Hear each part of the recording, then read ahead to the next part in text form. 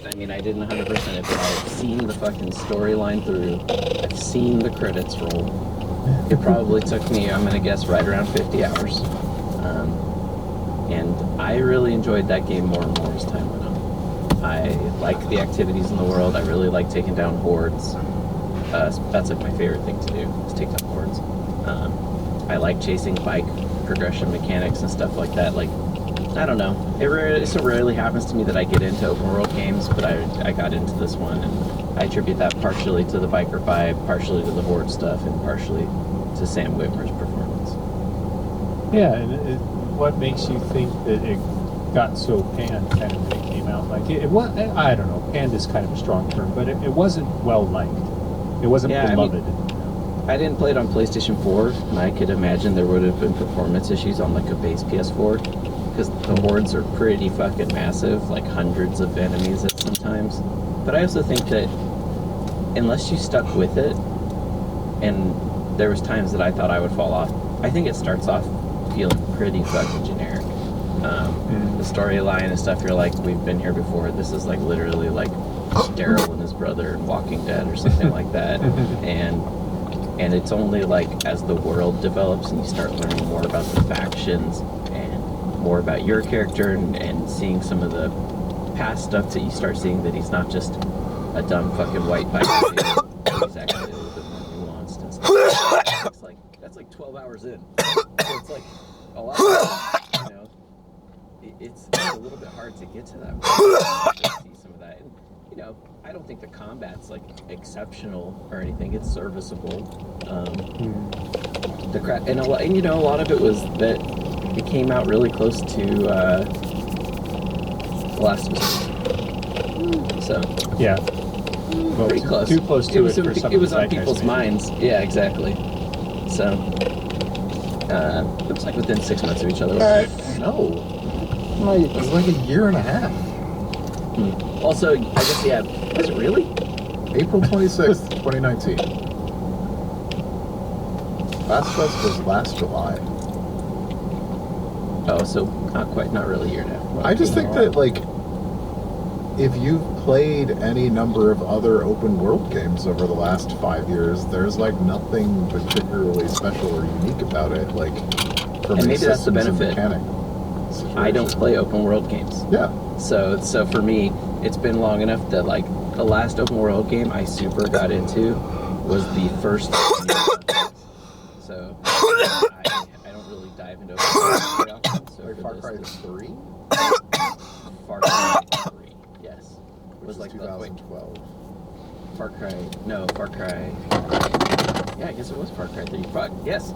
Okay, so I really don't get into open world games very often. So this one, I just happened to give a try out because I wanted something and I was enjoying the driving around, and I actually liked the setting of it a lot. Driving through the forests and all that sort of Pacific Northwest setting was kind of fun. And I liked the stealth mechanics enough and everything else and eventually I got into the story, you know, that I was like, nah, I want to see this through. And they do a good job of having just enough little bits of intrigue here and there. They don't. Do you think they'll make a sequel? I doubt it. I don't think they need to either. In a way that's like, it's kind of like, continue telling the story of this guy and this world. It's fine, you know? It wraps it up well enough that you're like, who knows? Maybe they made it, maybe they didn't. But you end up safer than when you started. So, yeah, I think it's overall. I would say it is good. It was a good game. It was not amazing, but I had a lot of fun with it. And I think, especially if you're like a new PlayStation 500 and you never played it, like for me, it's like, yeah, why wouldn't you play that as part of the PlayStation Plus thing, where you just get it for free? So. For that sort of opportunity for me, it was great. I'm actually a little surprised with that PlayStation Plus program. The one thing I noticed on there that wasn't there that I was like, I would actually finally have jumped into that is Horizon Zero Dawn. It's not on there, which I thought was a little weird. Those PlayStation greatest hits from PS4 are on there. That one's not. So I was like, it seems a little weird. I'm suspecting they'll add it closer to the release of New Dawn, I forget what the new one's called. Forbidden West. Forbidden West. I could see them adding it closer to that. I think that they would probably consider putting it on the PlayStation Plus stuff, if not for the fact that they only released a PC version of it like 5 months ago. True. So And they'd rather not like cut into their potential sales with that. But I think that Sony then is probably much more likely to reboot Siphon Filter or something than to make another Days Gone. yeah, Days Gone is a massive game. I can see why it took a studio of that size in a new engine. It was quite an undertaking for a studio whose last game was a PlayStation Vita title. Which is Uncharted, right? Yeah, Golden Abyss. Yeah.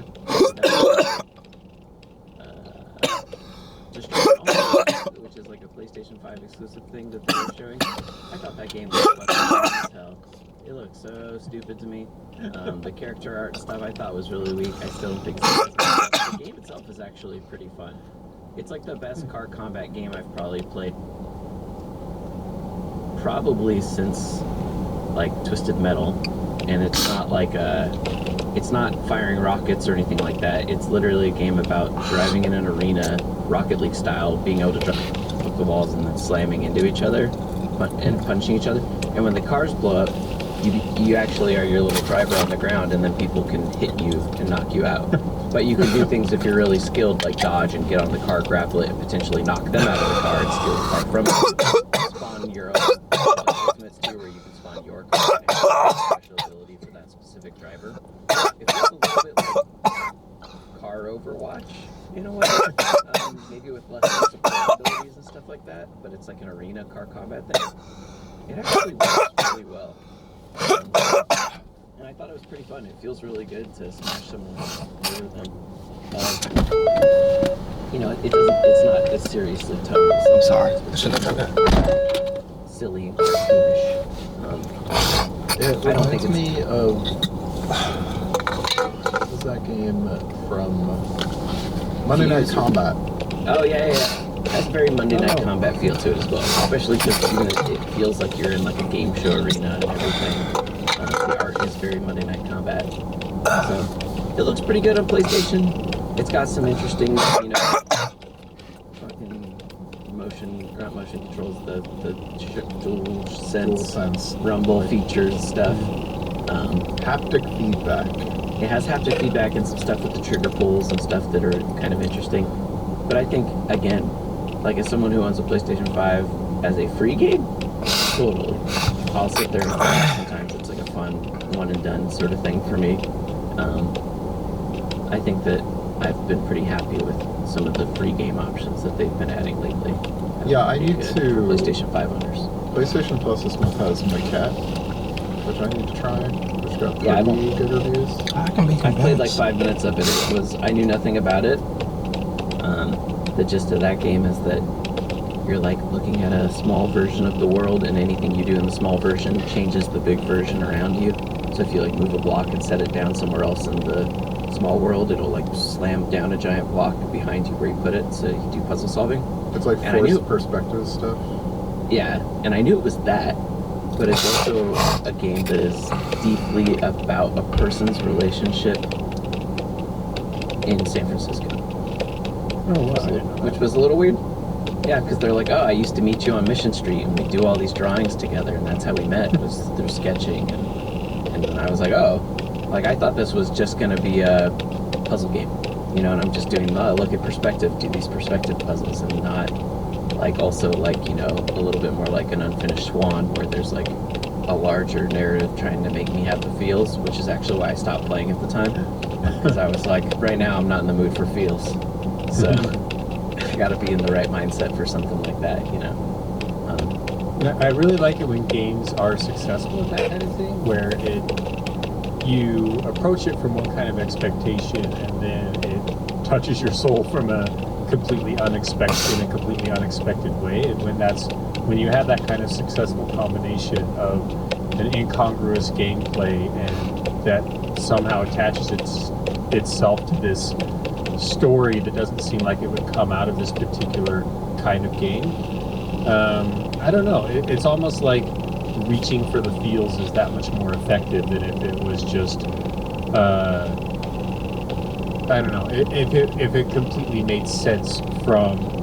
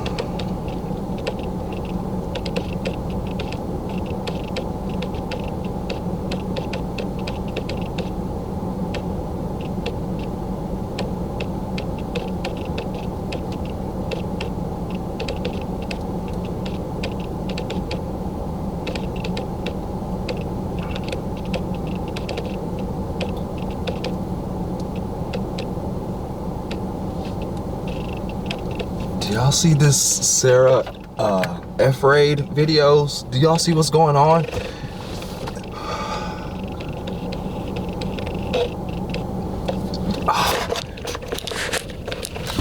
I'm in Michigan right now.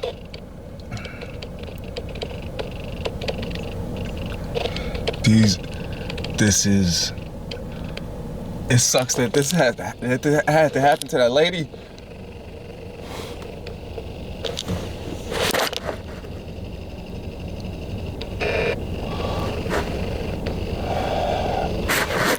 But it's like, I'm glad. It really does seem like this shit's about to change. This is really gonna stop.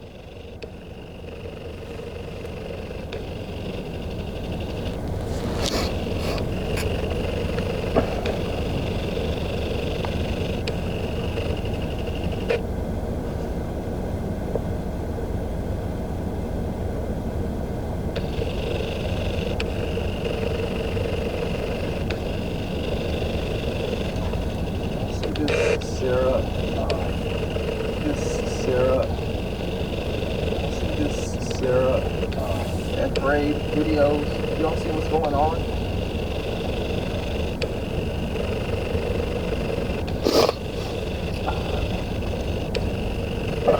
I'm in Michigan right now.